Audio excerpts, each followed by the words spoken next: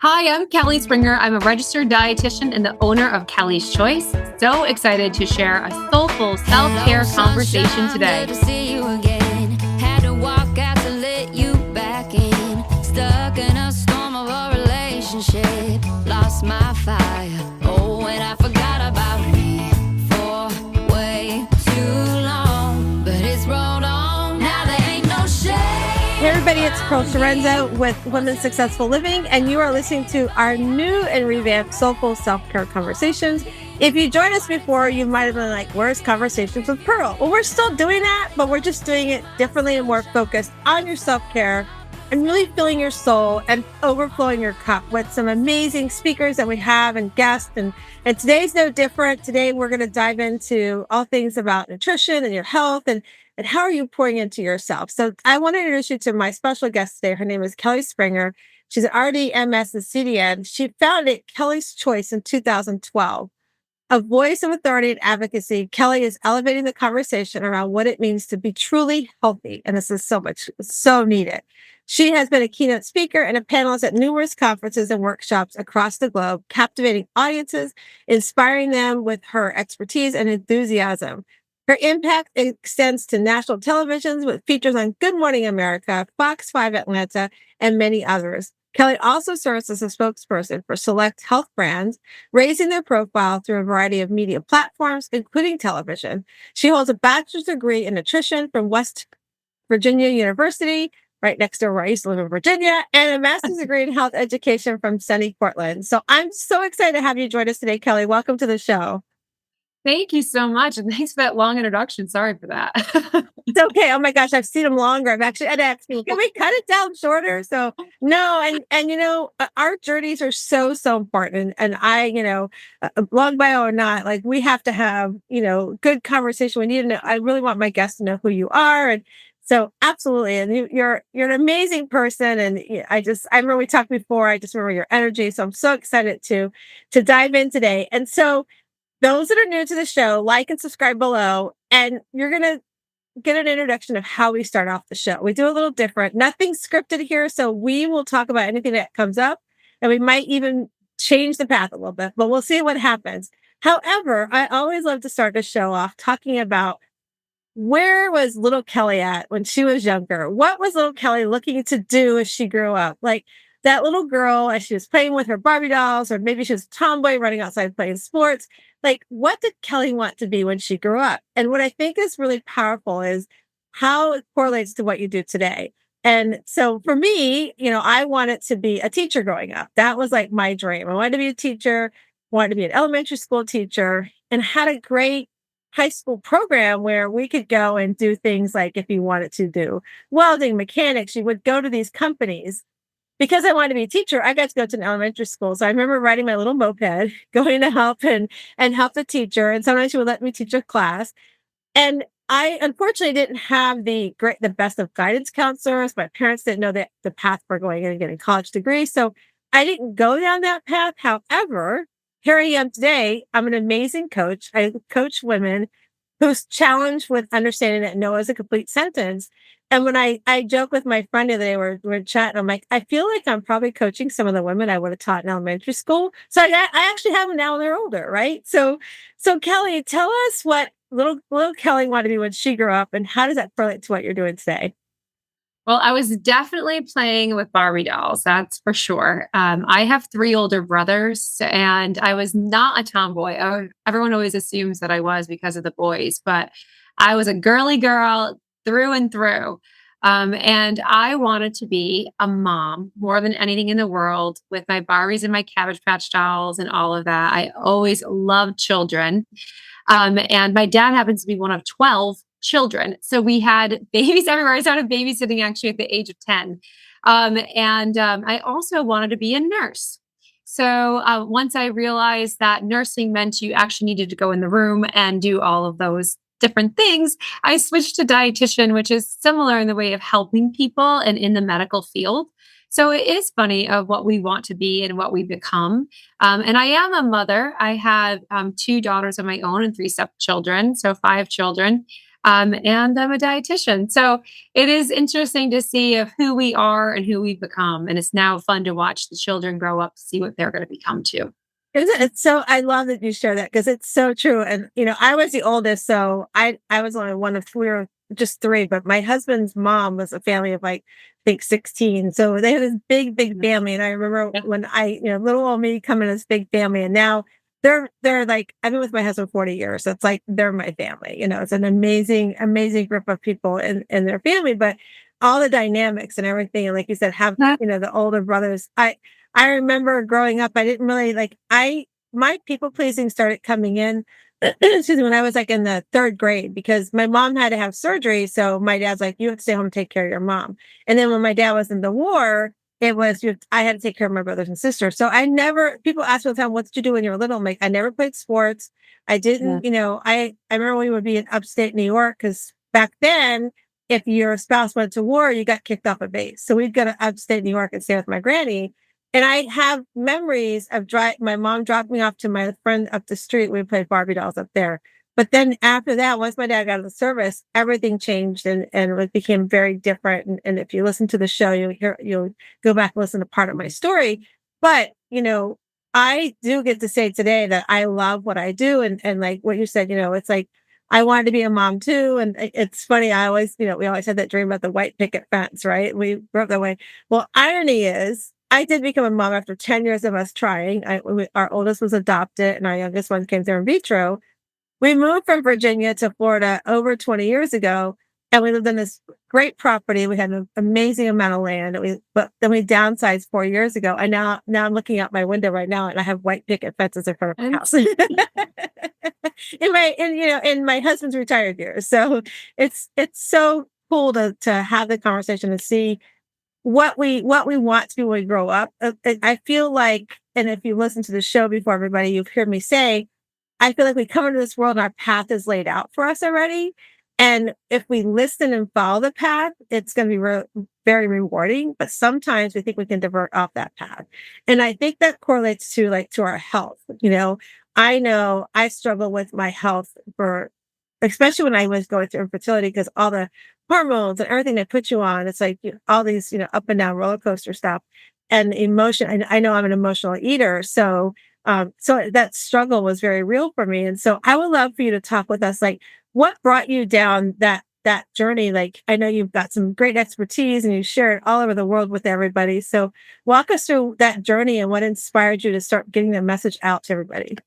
Well, Pearl, I have been on the same path, and I think I found my calling very, very early in life. I feel lucky for that because I know people struggle to find out what their passion is and what they truly love to do. And I jumped into this very early on. So I just said my dad's one of 12. The youngest sister was a dietitian. And I was able to see her use her degree in her home with the kids and then also have all these cool jobs. So I started right in the hospital in the teen years, pushing tray cards and passing out menus. I went right into my undergrad in nutrition at 17 years old, and really truly have been in this field all through. And weirdly, now my 19-year-old daughter is on the same path. So it's kind of cool to see her coming up alongside of me. But I've always felt passionate about nutrition. Something very interesting about me that a lot of people don't know is that I absolutely hate to cook. I hate to cook. Okay, you're saying the same. So people are like, "You're a dietitian now," and I'm like, "No, I love eating. I love talking about food. I love inspiring people and being motivating. But I would rather scrub the floor and mow the front lawn than I would to cook." So I'm very, very fortunate. I have a Italian Russian husband who does all the cooking in the house, who even makes like sourdough bread and everything else. But we are a perfect pair because of that. So love sharing my message on nutrition and how everything can fit, but it all comes back to education. And so through presentations and one-on-one counseling, my work in media, my goal is to always educate who's ever on the other end.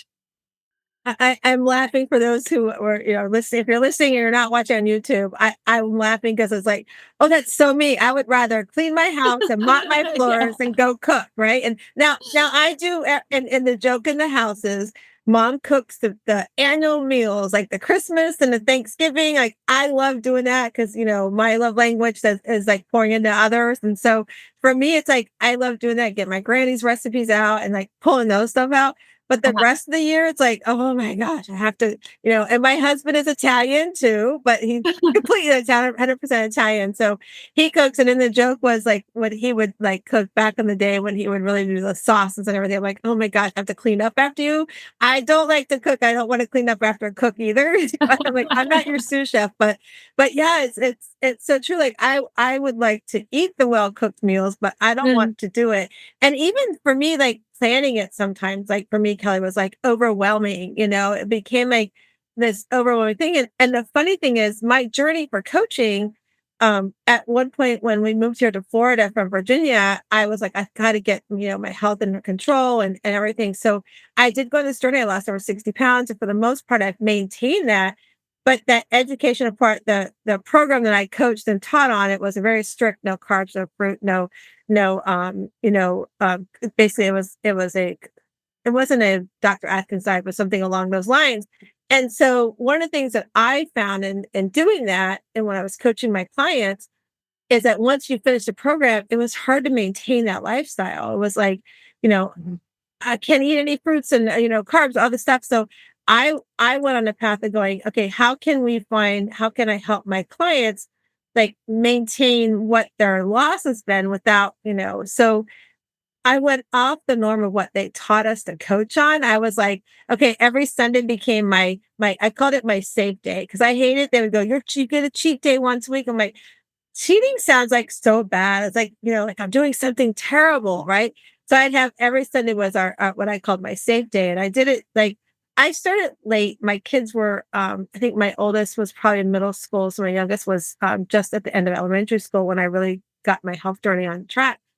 And so what we ended up doing, because I would tell the kids, okay, we have to have a safe day today. And the boys like they played sports, they could eat whatever they wanted to.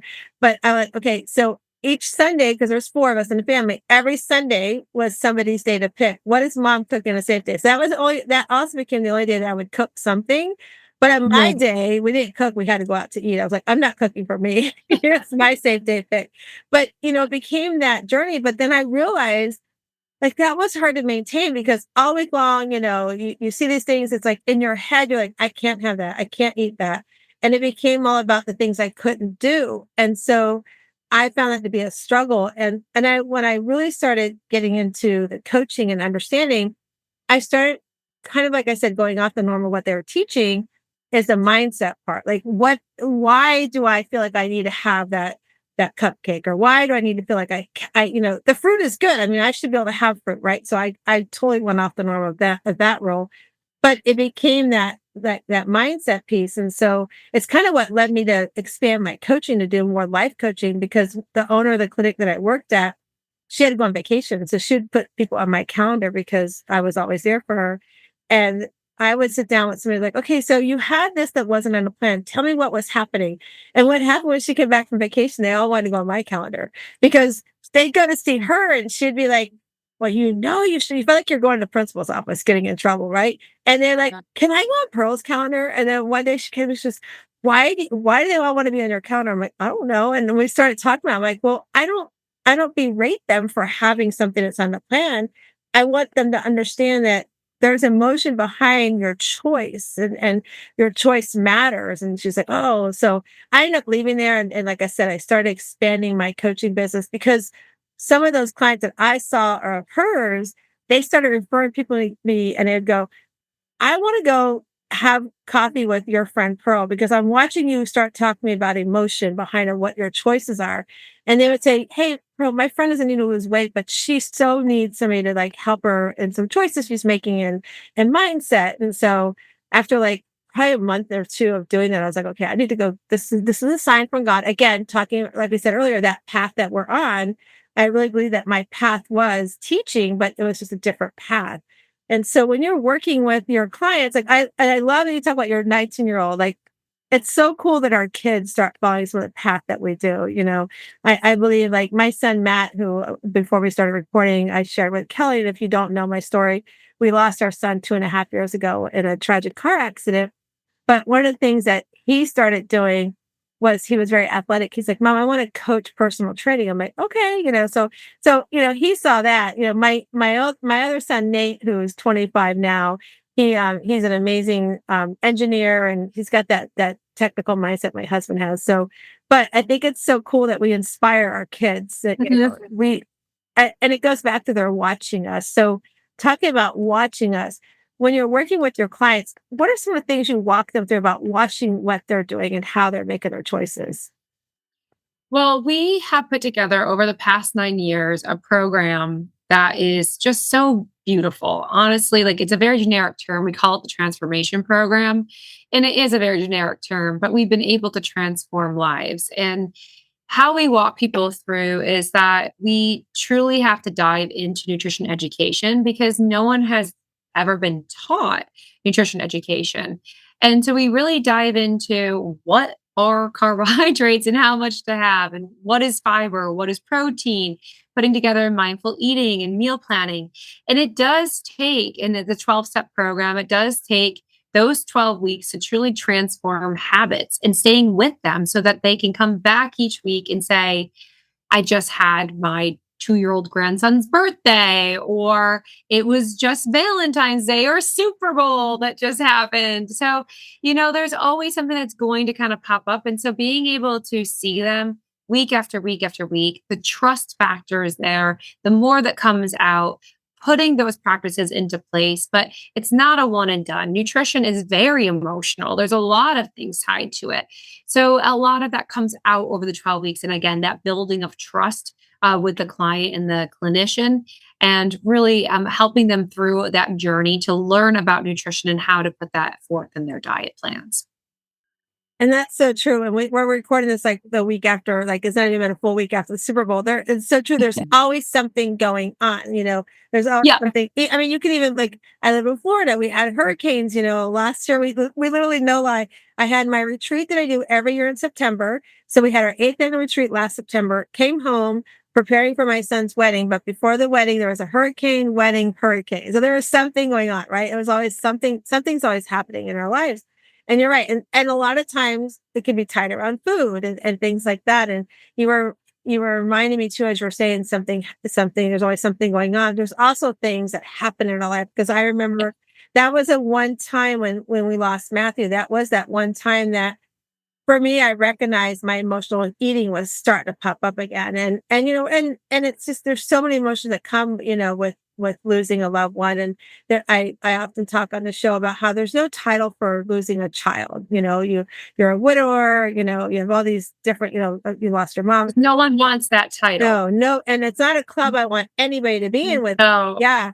And so for me, the emotional eating was really showing up. And I was like, I think it was about 6 months later, I'm like, I just has to stop. Like I have to take control and really get that back under control. And so I love that you're talking about like that 12 weeks and the mindfulness. I wrote down the transformation is, it doesn't happen overnight, and that it's no. yeah. And having that 12 weeks, it's like when I coach with my clients, I tell them, like, I want them, when we talk about mindfulness, I'm like, I want them to find their joy again. Oftentimes my clients come and they've lost joy in their life because they're doing so much for everybody else. They're like so stressed out. They don't sleep at night. They're eating bad, all these different things. And I'm like, we need to go back to what brings you joy. And they'll laugh at me because I tell them, you're going to give me 10 things. Like, oh, I can give you that. I'm like, no, no, no. It's going to take you 10 to 12 weeks to figure this out, because I want to know, we're going to break each thing down. And it goes back, like you said, like the habits, the habit, creating habits. And I like to the checking in, because we have to have some sort of accountability. Like we think we can do it on our own. And some people do great on their own, and kudos to you. I think it's amazing. But many of us need that accountability partner. Like even as a business owner, I have accountability partner, right?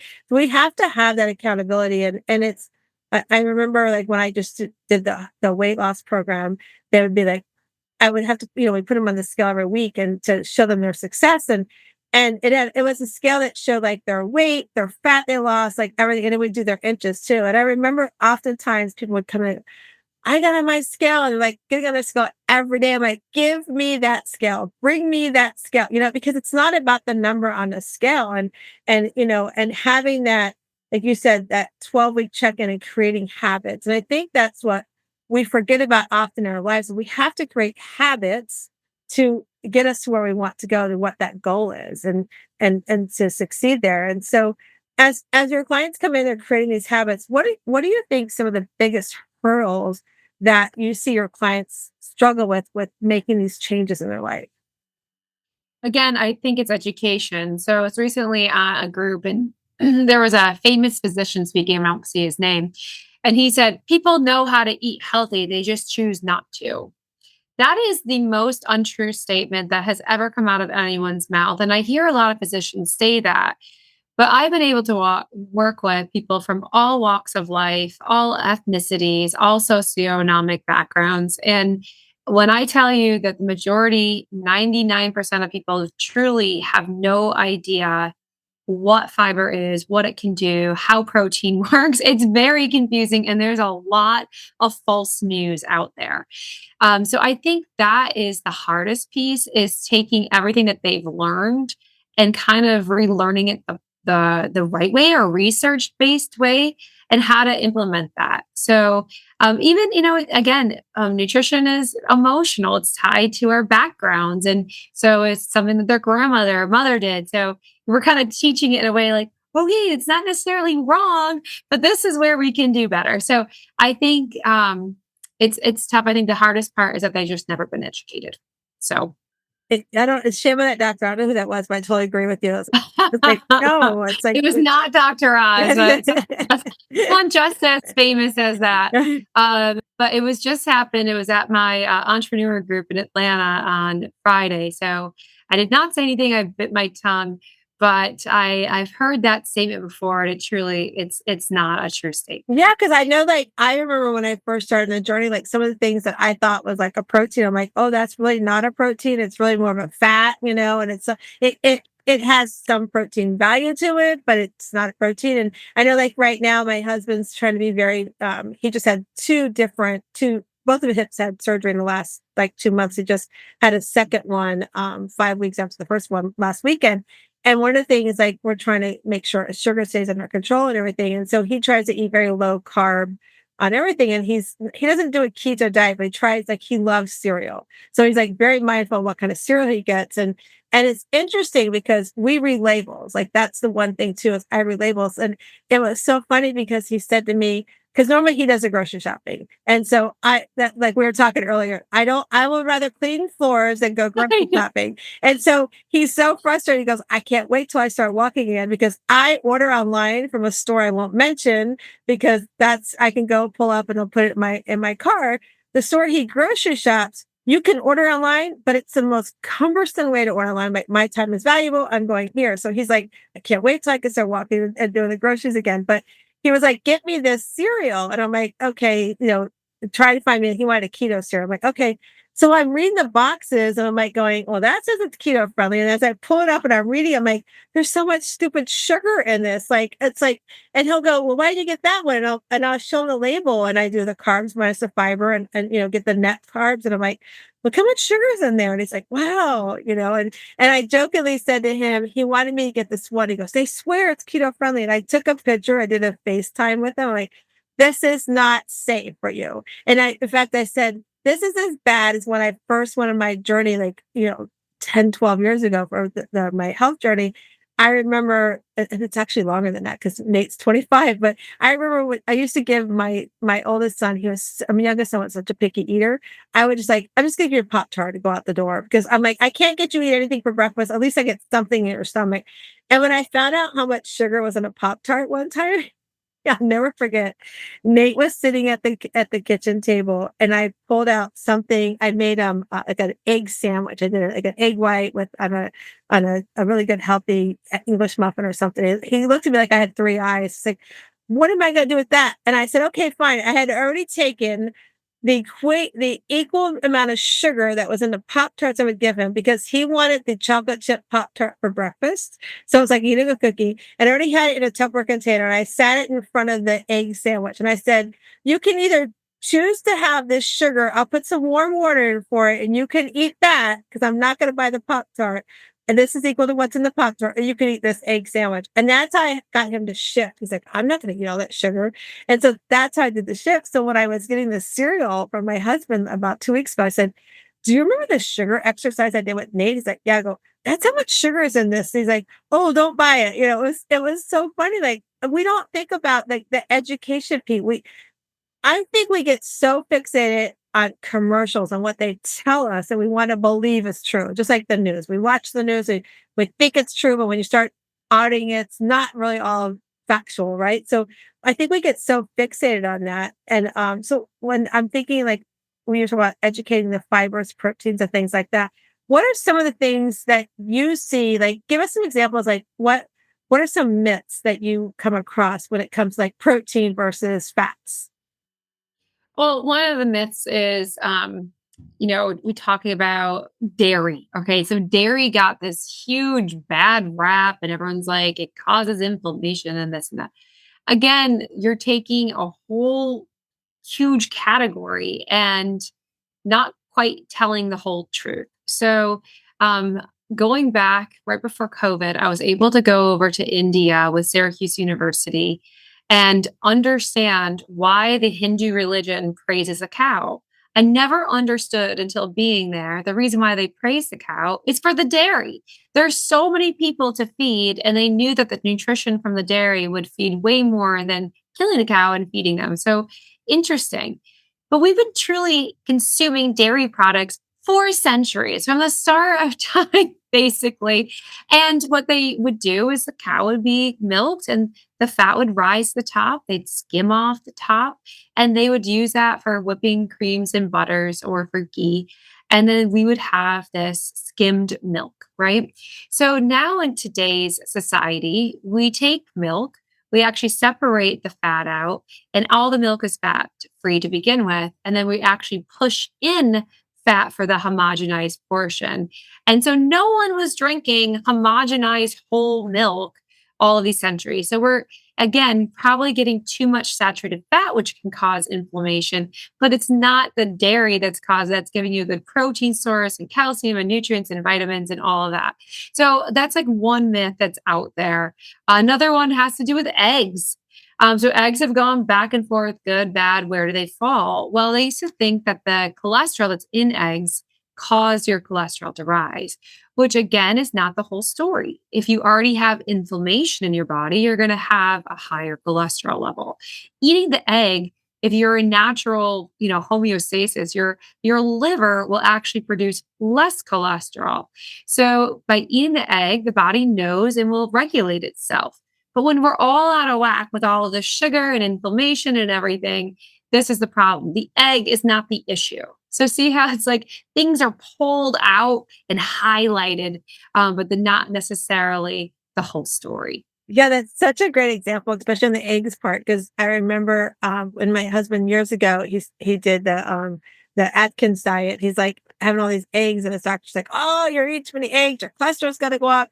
And he's like, "Doc, my cholesterol's come down." Like it was just to the opposite. But it was a whole journey of us doing that with them. And in fact, recently we did something over vitamins.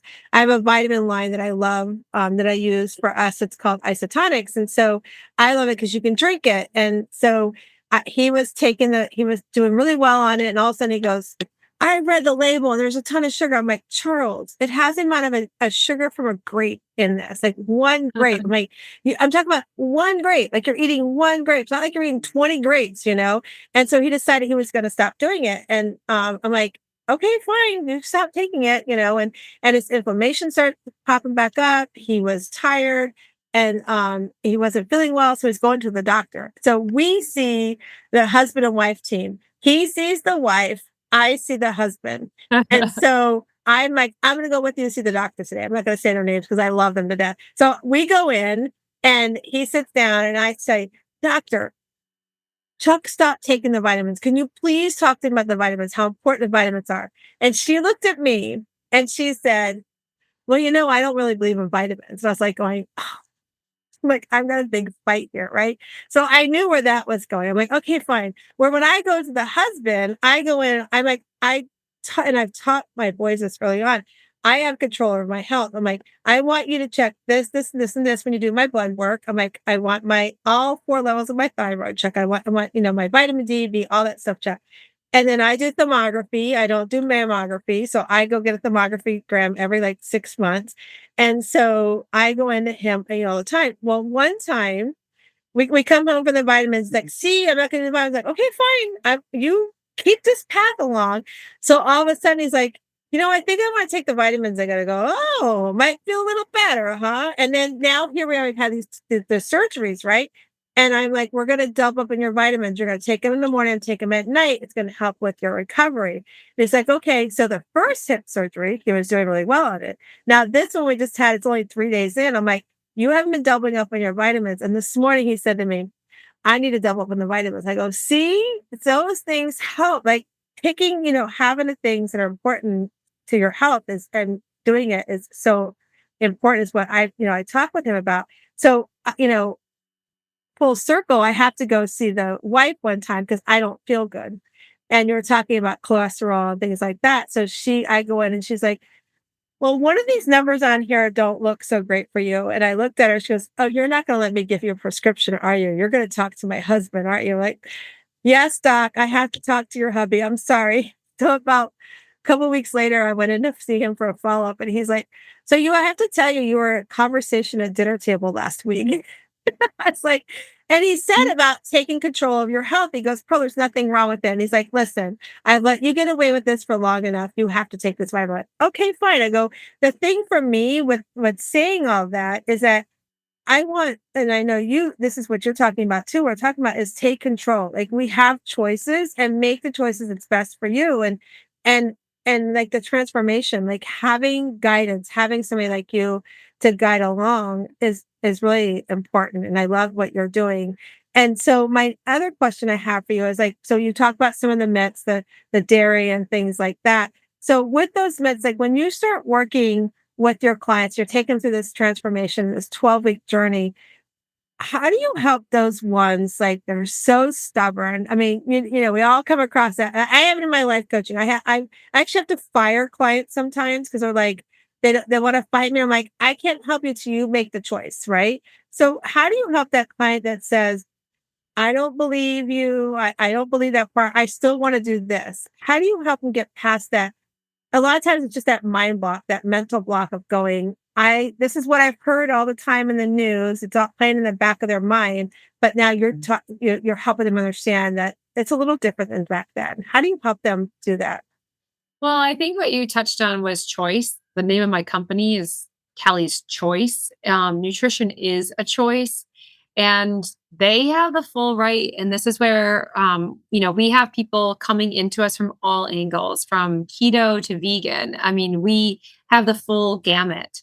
And people, we really just want them to get to the healthier choice. So, whatever that looks like for them, making simple changes, they don't have to change everything. But what does that health goal look like for them? And then helping them lead that to it. So, I'm going to be putting together actually like a sensitivity training for my dietitians because I want them to, because when I first started in nutrition, of course, you want to get the information and you're so passionate, whatever. But what I've learned over doing private practice for 20 years is exactly what I just said. Where are we reaching people? Where are they at? What are we likely to change? And what is their philosophy around this? So I think it's different depending on the person. I really do. I don't think there's a one size fits all situation. I'm glad you said that 'cause it's so true. It goes back to what I said about, when I was working on some of the clients for that at the clinic. It really is. We all look at it differently and there's not one thing that doesn't fit everybody. And to know that you have some flexibility and like, if I can change one thing in your life today, when I sit down with the client, what's that one thing that you need to work on? It's like, okay, let's start there. Let's start with that one thing. And it's going to look different for each person. I'm glad that you said that. I'm glad like the sensitivity training and everything like that. I think that's so, so important because everybody doesn't receive the information the same way either, and I mean, That's No. yeah. And I've been guilty. I remember this one time this lady reached out to me after the visit, and it really was kind of the aha moment. We had just started with Zoom. It was right after COVID. And I was just like, I knew her, right? Like I knew what she was coming in for. She'd been like hundreds of other women the same age, same thing. And so I dove into the nutrition, and her feedback was, you didn't really listen to me to begin with. And I ended up, it was before insurance reimbursement. So I ended up reimbursing her all her money. And I said, I really learned from that because I knew her, I had seen her, but I didn't let her tell her story. I didn't let her share about her and her personal journey. And I think that, as dietitians, we're just so excited to get the information to them that it is important to understand where they are and what they want to learn and just, listening to them to begin with. That's so powerful, and that says a lot about who you are and your background, and because when and I think that's really amazing that you saw that and you reached out like to reimburse because it's Mhm. important that they know that that we care and we listen. And I sat down with a client yesterday. We went and had lunch and we're talking about like she came to one of my first retreats a few years ago, and she's sharing about some things that she wanted and how her husband wasn't like hearing her. And when we walked through it, it was like, it wasn't that he wasn't hearing, it was like his love language was a little different than what she was understanding. And once we started working through that, she's like, oh, so she was able to go back and speak to, his concerns and where his love language was. And so she was like, I'm so glad you listened to me and you taught me to listen to him and understand. And ironically, yesterday we go to lunch. I mean, she's been, I think it was 5 years ago, she came to my first retreat when this happened.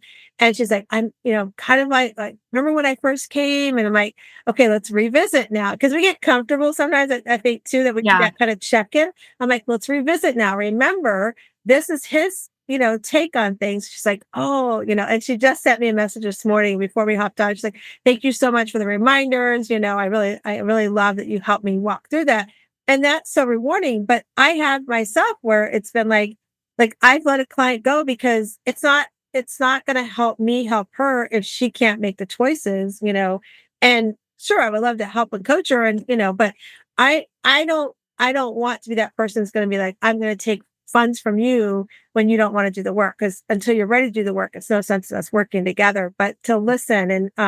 And one of the questions I ask often, Kelly, when somebody comes to work with me and I know they work with somebody else, I ask them like, why me?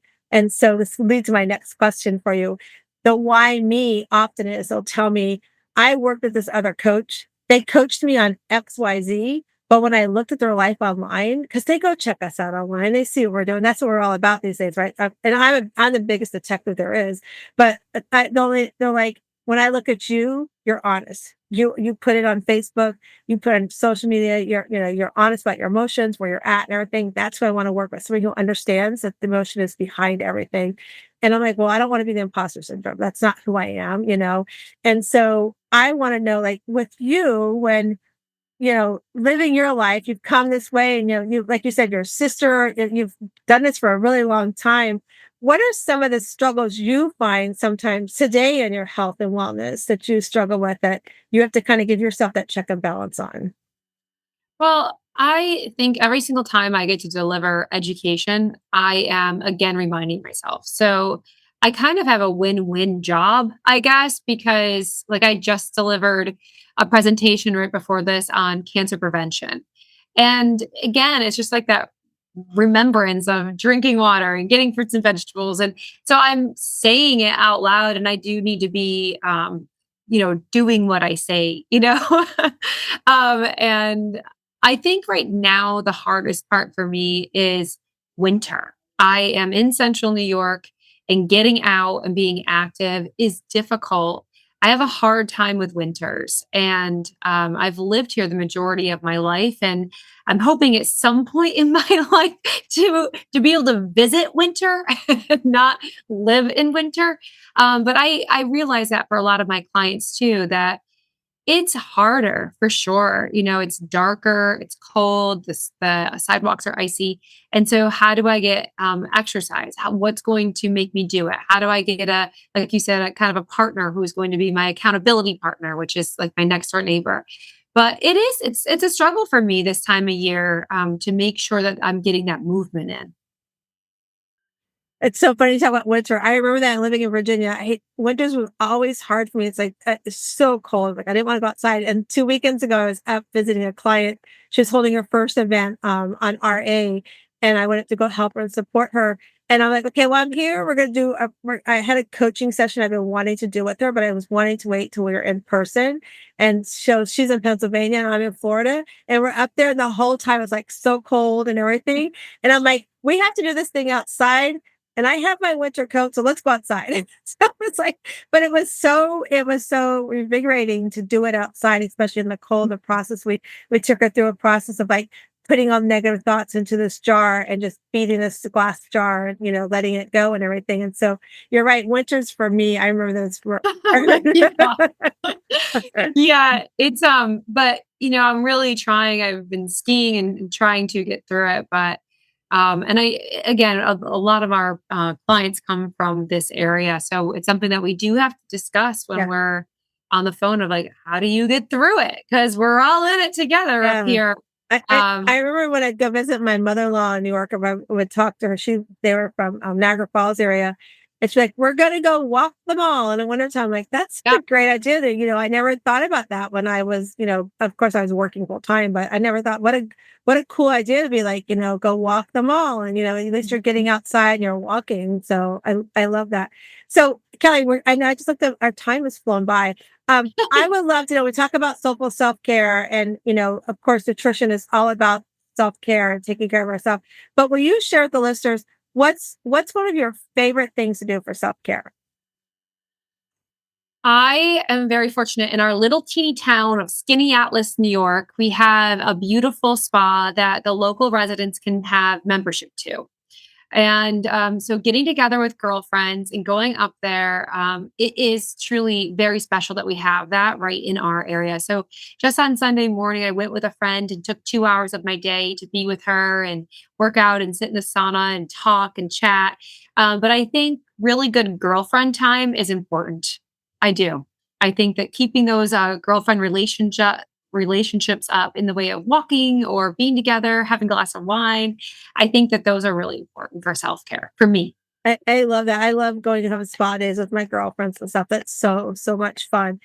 I want us to Mhm. talk to a second to the mom that's listening to us right now that has, three or more kids or just has kids at home is like, how the heck do I balance self-care? I remember when I really went on this journey of overcoming people pleasing, I realized I was doing so much for everybody else. And then I had to figure out how do I take care of myself? And part of that self-care too was figuring out how do I have self-care with my kids? And so one of the things I would do with my son, Matthew, he was a big football player and he had football feet. So we would go and we would get I would do Manny and Petties with us together. And it was so much fun because that was an opportunity for us to talk about anything and everything. Like we would talk about girls and everything. And our nail tech, she would laugh at us because we would talk about sex. We'd talk about, wearing protection. She would just chat. If I ever went in by myself, she's like, I love when you guys come in because I just think it's so cool that you just have these conversations with them. And then my other son, it's about, going to the movies and spending that time. Mhm. Oftentimes we think that self-care is selfish. So you being a mom, looking back, what are some of the things that you did for self-care for yourself that you incorporate your kids into? Well, I think again, I'm big on this movement and getting out. So I took my kids swimming and skiing, and we went to sporting events and apple picking, and doing all of these events together. And that always felt like self care because they were the happiest, and I was too when we were all having fun together. So that's something as a young mom, and now because I put in the work and I really did enjoy it with them, they're now doing those activities with me as adults. So we've gotten back in the pool together. We're skiing together. We're doing triathlons together. So I think it's really neat they're choosing to be with me now, in those adult years because we kind of laid that groundwork, and that is self-care. That is something that makes us happy and gets out our emotions, and we eat better, we sleep better when we have that activity. But it's kind of cool that we're doing it now as adults. I love that. So for the young moms that are listening, it does come full circle. I promise you, It because does. even for It me, does. like Matthew loves sushi, so we would start going out for lunch for sushi. And so when he moved out of the house, he would call me, "Mom, can we go for sushi?" I knew that meant he wanted to have a conversation, not just hang out with me, but let's have a conversation. And Nate, to this day, it's like, "Can we go to the movies?" Or like he has his chiropractors over here by him and his wife have a house now. So when he comes over this way, he'll stop by and have lunch with Chuck and I at the house or whatever. So it does come full circle if you're listening to us. So I'm a great, thank you for that reminder. So, okay. So tell me how they can reach you. We're going to put everything in the show notes. So if you're Right. driving and you can't write this down, look for the show notes, but tell me how they can reach you. And if you have anything you want to give away, share that as well. Oh, sure. So kellyschoice.org is the website that you can go to book a dietitian. We take insurance, just so everybody is aware. Almost all of our services can be covered by major insurance, which is huge. You can follow us on Instagram at Kelly's Choice _ nutrition. Our book just came out on Amazon. So if you search Kelly Springer or the New Weight Loss Era, you'll be able to find our book right on Amazon. So really appreciate this opportunity to have this time with you. Congratulations on the book. That's Thank amazing. you. We have Thank one that's you. launching, so be listening to us too, Kelly. We have one that's launching on International Women's Day. It's my Oh, first yeah. book I'm doing on my own. It's a kind of a workbook as well. So I'm really excited. So it's always fun to have new books out. So I'm gonna go look for that book myself too. But I just want to thank you so much for coming on. And before we let Kelly go, we did let her know we still do our cards on the episode. So we're gonna shuffle the cards, Kelly. You'll tell me when to stop. I And then we'll have you answer the card. So here we go. Just tell me when to stop. stop. Okay, your card says, "Who can I forgive today?" Ooh. I didn't say they're going to be easy. Um, well, something happened that was pretty funny yesterday. So, my daughter who's in college at Ole Miss, she decided that she was going to go to the dentist down there, and I said, "Don't do it. They're going to, wait till you get home because I know what happens." She walked out yesterday with a $730 bill. She got completely taken, which I knew was going to happen. And I'm truly forgiving you, Ellie. It is a life lesson, and she will always learn. I fully forgive you, honey. and and we all learn together. Oh my God, that's so fun. Oh, Yeah. they do learn those lessons pretty easy on. So that's a great example. So I'm glad you're forgiving her today. So she won't do that again, I'm sure. See, moms do know something sometimes, you guys. I know. Oh my gosh. Well, I want to thank you for coming. And I want to remind everybody that's listening today that we've come into this world. We are a rough oyster on the outside. We have some work to do to really dive into our self-care, to dive into taking care of our bodies, including nutrition, like we've talked today. But when you do, you will find that inside you have this beautiful pearl within. And I hope today you go out, find your inner pearl of greatness, and have an amazing day.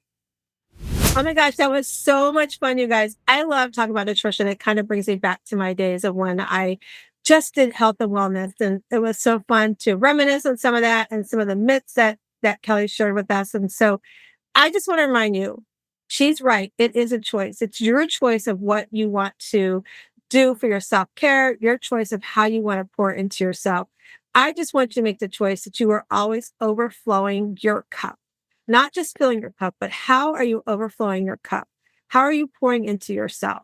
If that's an area you struggle with, if that's something you're like, Pearl, I don't even know where to start. I have got so much going on that people are pulling me here and there. I just want you to follow the link below, like and share, reach out to us, and just book a free 30-minute roadmap call. Let me help you with some tools and steps to get started. And if nothing else, go to our website, wsliving.com. and download our free ebook to 5 Steps to Finding Harmony in Your Life. I hope you have an amazing day, and thank you for listening.